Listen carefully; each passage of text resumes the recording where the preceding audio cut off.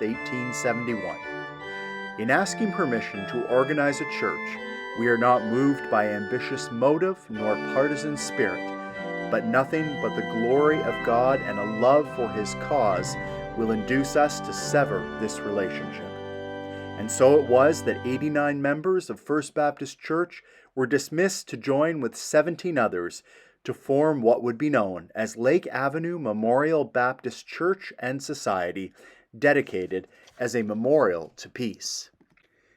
March 4th, 1871. In the minutes of the Board of Trustees, a music committee consisting of 3 members was formed. On March 28th of that year, the Music Committee reported that they have conferred with Miss Bull in reference to playing, quote, the instrument, and she promised that she would consider it. It was later, in February 1789, that there was approved repairs to the instrument, and we can make conclusion that that instrument was an organ.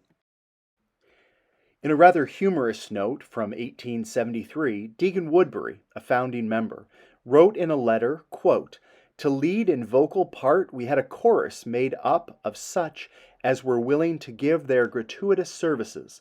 The suffering of the faithful who listen to such music week after week can better be imagined than described.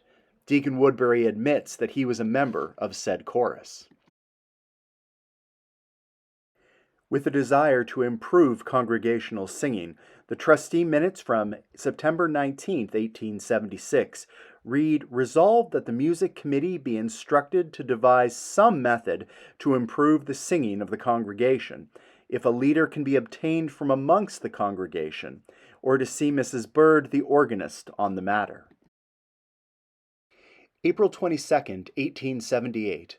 We have a record in the trustee moments of a letter by 4 members of the choir indicating that they felt they could not continue without, quote, the aid and drill of competent leadership. They therefore indicated that they would suspend themselves from the organization, and after considerable discussion, it was decided that the choir appoint a committee to take the singing question into consideration. On April 26, 1878, a special meeting was held to receive the report of the Committee on Singing that interviewed a number of different singers, among them Mr. H. W. Warden, who was highly recommended. His terms were $200 per year for leading the church choir and Sunday school. He sang several pieces, after which they decided to give him a trial for 4 Sundays. Between May and July of 1878, there was transition in who served as the organist. First Miss Gorsline, and then Mr. Robert Lyle, who earned $100 per year to play the organ for the church and Sabbath school, and to lead singing. January 6, 1879, Brother Charles Robinson offered to lead the choir and continue the present system of congregational singing.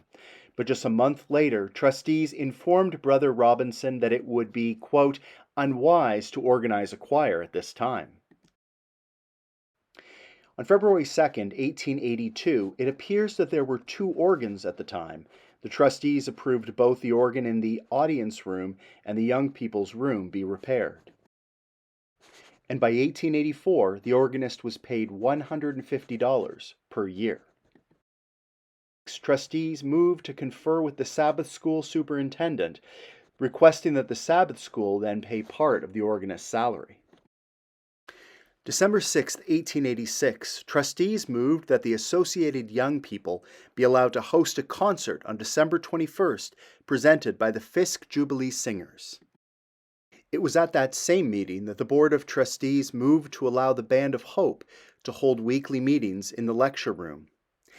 The Band of Hope was formed to teach young people the importance of the principles of sobriety.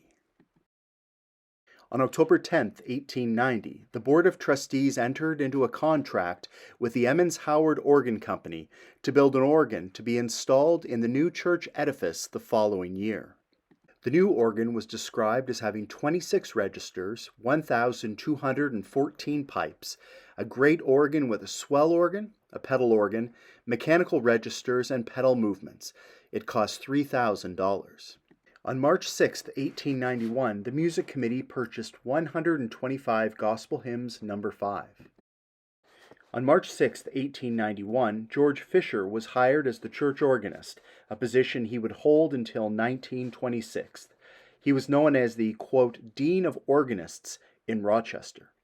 On November 3, 1892, there was Ye Old Folks Concert held. The folk in the picture are not old folks, but rather young folks dressed in old folks' costumes. It can be assumed that they dressed up that day to sing a concert of music for their parents' and grandparents' generations. It was on December 4, 1894, that Herman Dossenbach played for the LABC Monthly Social.